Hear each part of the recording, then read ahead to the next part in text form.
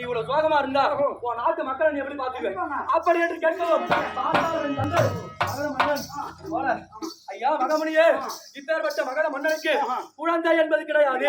ஆமாம், அதனால் என் முகமாகப்பட்டது பாடி இருக்கிறது அப்படி என்று சொல்லவும் பார்த்தார். அப்பேற்பட்ட முனிவர் நாட்டு அரசனோட குறை இருந்தார் நாட்டு மக்கள் குறையே தீர்ந்துவிடும் அப்படி என்று எண்ணி எப்படி ஒரு மகத்துவம் பொருந்திய மாங்கனியை கொடுத்தார்.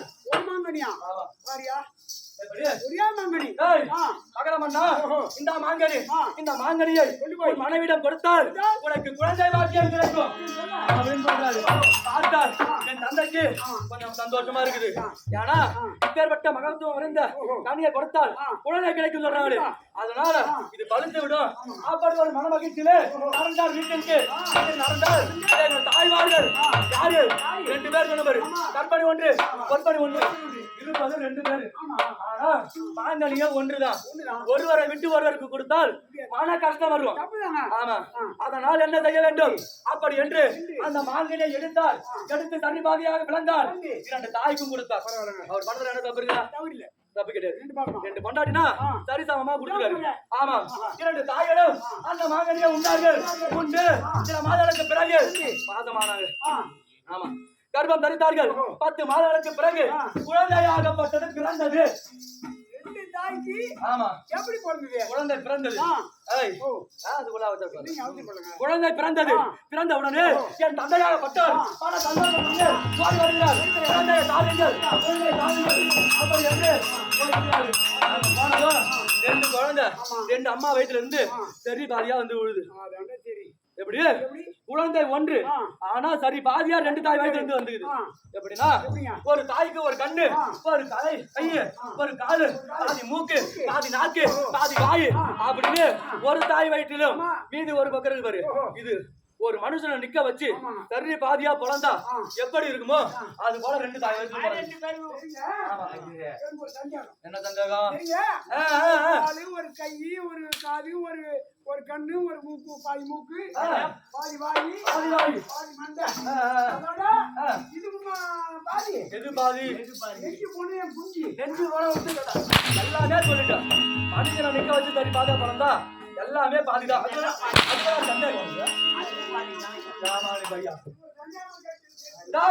அப்படியாகவே பிறந்த உடனே எங்கள் தந்தைக்கு மன கஷ்டமாயிடுச்சு.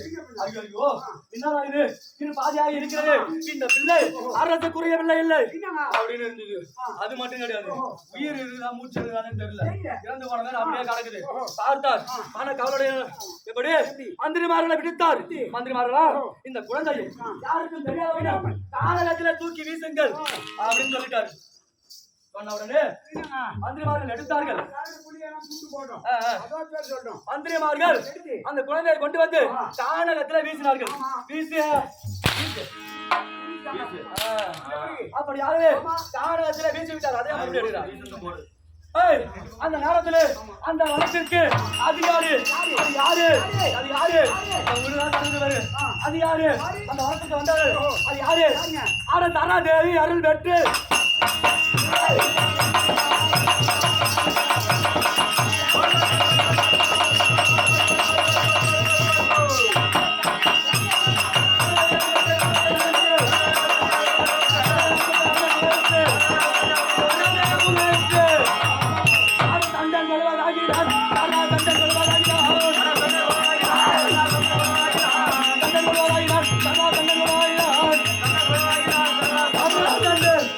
அப்படியாகவே அந்த வனத்திற்கு அதிகாரியாக இருக்கக்கூடிய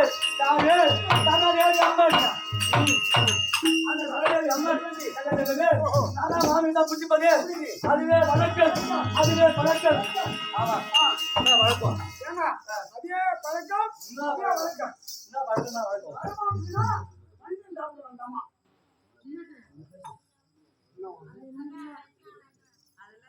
ஏய் காதுல வாங்கனியா? என்ன சொல்றாரு பாரு. வந்தது எந்த அம்மா? நரவலா? ஓ நரனா?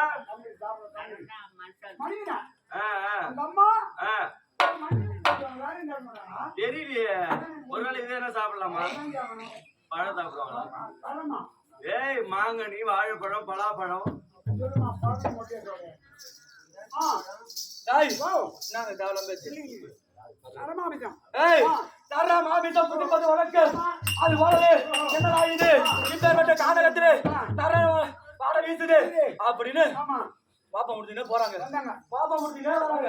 போகும்போது அங்க பார்த்தா எப்படி இந்த குழந்தையாகப்பட்டது கிடையாது பாரு. குழந்தை கிட்ட வந்துட்டாங்க. தரா மாமிசம் கிடைத்து விட்டது. மனிதனை புசிப்பது தர மாமிசம் கிடைத்து விட்டது. என்ன ஒண்ணு அளவுதான் கம்மியா இருக்குது. ஒரு பெரிய மனுஷன் ஒண்ணு மாதிரி ஆள்னா ஒரு வேலை சாப்பாடு கறியா தர சரியா இருக்கும். ஆனா இதுவோ ஒரு குழந்தை போகட்டும் அப்படி என்று இந்த குழந்தையை புதிக்கலாம் என்று தன்னுடைய கரங்களாலே எடுத்து புதிக்கலான்னு வாயை திறந்தது. அந்த நேரத்திலே என்னடா இது அப்படி பார்த்தா ரெண்டு பிளவா இருந்தது பாரு. அது ஒரே உடம்பாய் போச்சு. உடம்பாயி அம்மா அம்மா என்று அழுகிறது. என்னடா இது அம்மா என்று அழுகின்ற பிள்ளையை நாம் புசிக்கலாமா அப்படி என்று என்ன செய்தது? அந்த குழந்தைய புசிக்கவில்லை. அந்த குழந்தை பிள்ளையாக பாவித்து அதற்கு பெயர் இருக்குது. எப்படி சரதேவி அருளாறு பிறந்தனால் சரா என்று உடலை பார்த்தால் எமனுக்கு சமமாக இருப்பதால் தண்டன் என்றும் தரா தண்டன் தரா தண்டன் தரா தண்டன் அப்படின்னு நாமதயத்தை வைக்குது. அப்பேற்பட்டு நாமதயத்தை உடைய ஆளு அது யாரு? அந்த கர்ணம் பிறந்தது அது யாரு தெரியாது. அத கர்ணம் திறம் பிற விட்டு கால்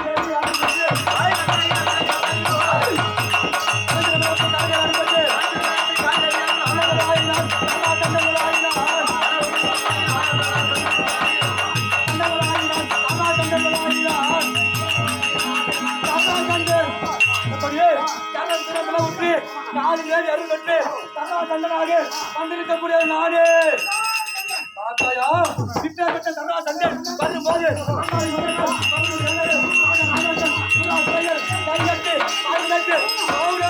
இல்லை என்றால் ஓடி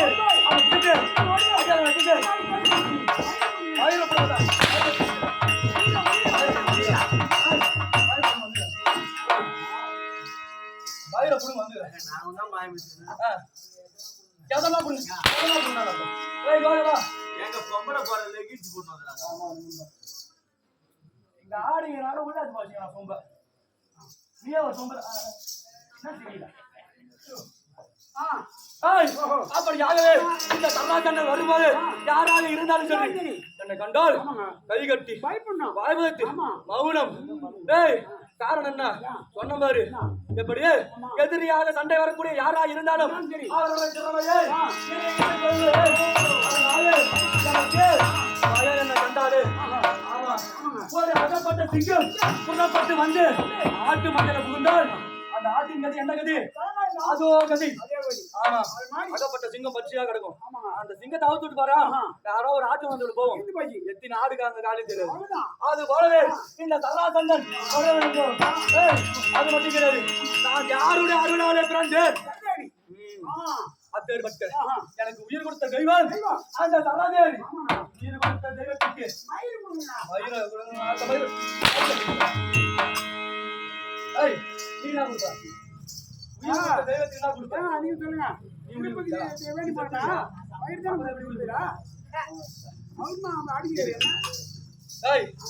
உயிர் கொடுத்த தெய்வத்துக்கு என்ன கொடுங்க கேட்டா மயிர் கொடுங்க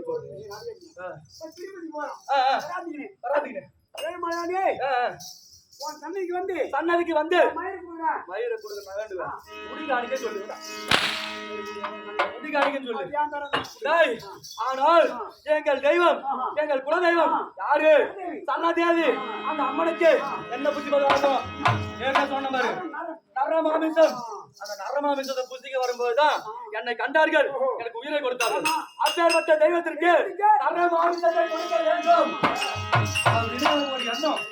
அதனால் வேண்டி வருடத்திற்கு ஒரு முறை எப்படி வருஷத்துக்கு ஒரு முறை என் தாயாக விளங்கக்கூடியவர் யாரு? சரதேவி அம்மனுக்கு என்ன பண்ணுவேன்? 360 அரசர்கள் முடி பூண்டு அரசர்களை கொண்டு வந்து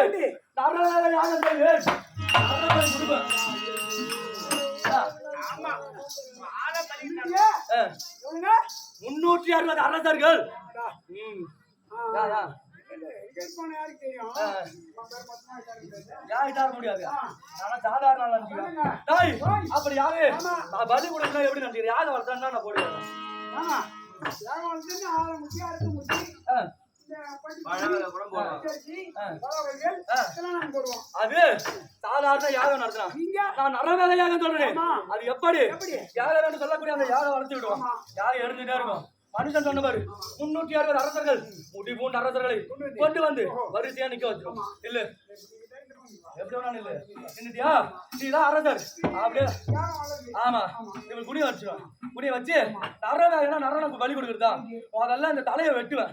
தலையை வெட்டினா இந்த தலை வாடி போய் யாகத்துல விழுவோம். அதோட விடுவோம்னா 20 உடம்பு இந்த முண்டத்தை விட்டு ஒரு உதவ அதுப்பேன். அது போய் யாகத்துல விடுவோம். அப்படி யாரு 360 அரசர்களை கொண்டு வந்து வணக்கம். அதனால் வேண்டி இன்ற தினத்துல நரவேலையாக செய்யணும். அம்மாவுக்கு யாரு என் தாய் சரதேவி. அது மட்டும் கிடையாது. எப்படி ஏன்னா உனக்கு திருமணம் ஆகிவிட்டதா அப்படின்னு சொல்லையா அது யோசிக்கிறேன். யாருங்க வந்து நான் சொல்லுவேன். உன்னை கேட்டானா நீ திருப்பி கேட்கணும் முட்டா. சொல்லு தெரியாத காரணம். இது சொல்றதுக்கு காரணம் வரும்.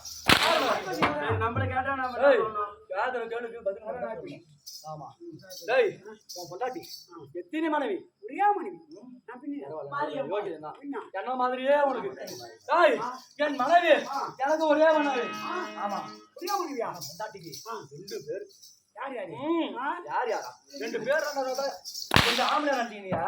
2 பேரும் ஆம்பளை நினைச்சனால ஒரே மனைவி. ஒன்னு என்ன சொல்லுவாங்க கட்டிக்காரன்னு ஒண்ணு சொல்லுவாங்க. அப்புறம் பப்புன்னுவாங்க. சாகர் சாகருன்னுவாங்க. இது மாதிரி 2 பேரு பாப்புன்னு சொன்னா அது 3 பேரு. அது மாதிரி பேரு 3 பேரு ஆளு கிடையாது. உங்களுக்கு. டேய் அப்படி யாரே எனக்கும் மகத மன்னன் பேரு. ஏன்னா மகத தேவதை ஆண்டு வரதால் எனக்கும் மகத மன்னன் என்ற ஒரு பேரு. அப்படி யாரு என் மனைவி அது யாரு யாரு யாரு யாரு தாயோட மாறு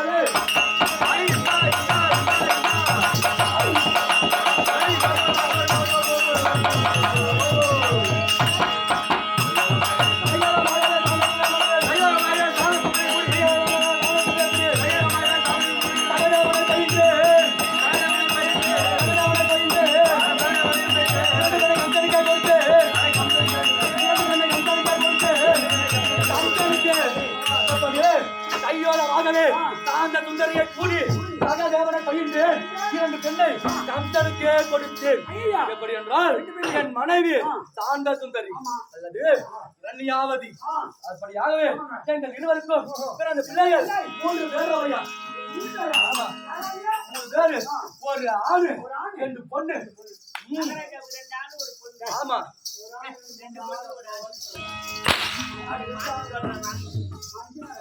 சரி சேகரு என்ன 2வது பாக்குறியா? 2 பொண்ணுன்னாங்களே அதுல சாகர் ஒண்ணு கேட்டு பாரு. 2 பொண்ணு. ஆமா ஒரு பையன். ஒரு பையன் எனது மகன் சகதேவன். சகதேவன். ஆமா ஆமா 2 பெண்ணு சொன்னேன். யார் யாரு நந்தனி சுந்தரி அப்புறம் சொல்லக்கூடிய 2 பெண்கள்.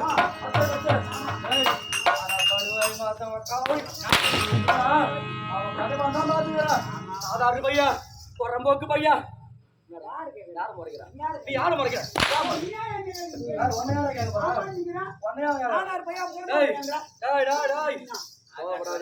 சொல்றதுல என்னன்னு கேளு. நான் ஏன் உன்னை கேட்க போறேன்? இன்னும் அட்டால் திருப்பி அடிக்க போறேன். கேட்டு என்ன பாருங்க யார் அவன் கேட்டான் கொத்தால வழி அந்த ட்ரு யார் அவன் பகவான். பகவான் நாதாரு பையன் அவரு இருக்காரு பாரு.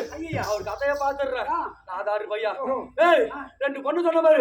யார் யாரு நந்தனி 1 சுந்தரி 1 2 பெண்ணையும் யாருக்கு கொடுத்தேன்? வடமதுரை ஆண்டு வரக்கூடிய கம்ச பூபதிக்கு கொடுத்தேன். ஏய் என்னுடைய மருமகன் கம்சன். அப்பேற்பட்ட கம்சன் என்றால் கல்லும் கூட்டாகும் வீரத்திலும் சிறந்தவன் என் மருமகன். ஆனால் அப்பேற்பட்ட கம்சனையே விடுவனா அந்த யாதவ கண்ணன் கதையன் அவன் என்ன பண்ணிட்டான்? என் மருமகனை கொண்டுட்டான். 2 பொண்ணும் தாலி எடுத்துட்டு என் வீட்டுல இருக்குதுங்க அதனால வேண்டி அவனை கொல்லறதுக்கு நானும் என்கிட்ட சண்டைக்கு வருவான் சண்டைக்கு வந்துடுவான் யாரோ ஓடி போய் பதுங்கிக்குவான் ஒரு வாட்டில 2 வாட்டில 18 வாட்டி சண்டை போட்டான் அதனால என்னைக்கா இருந்தாலும் அவனை விட போறது இல்ல அவன் சாவு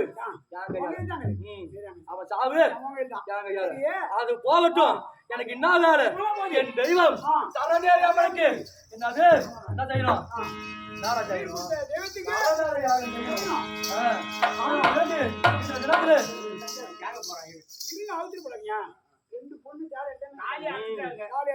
ஆமா தாலி கால் போகணும் கால் போகணும் பவுன் விலை வைக்கிறது அதிகமா விக்குது ஆமா தாலி நீங்க எடுத்தீங்க ஏங்க அந்த கவுத்து மட்டும் எனக்கு கொடுங்க தாலி மட்டும் கங்காது தாலி கேட்டா கூட பரவாயில்ல குடும்ப கஷ்டம் அதை அடகு வச்சு சாப்பாடு வாங்குவோம் இல்ல வேற வேற வாங்குவோம் தாலியை என்ன எடுத்து சொல்லிட்டு அந்த வெறும் கையில எடுக்கல கால் பவுனும் அரை பவுனும் செஞ்சிருப்பீங்க பிரம்மாண்டா சேல் பண்ணிருப்பீங்க எனக்கு பவுனே தேவையில்லை அந்த கவுத்தை மட்டும் கொடுங்க அந்த கவுரை கொடுக்கற வச்சுக்க அந்த கவுரை வச்சு என்ன பண்ண போறேன் நான் என்ன பண்ண போறீங்க என் பையா அண்ணா கவுரில சுத்தினாராம் அண்ணா கவுரில சுத்தினாராம் அதுக்கு என் பொண்ணு தாலி எடுத்தா தாய் புறப்பாடு ஓடியா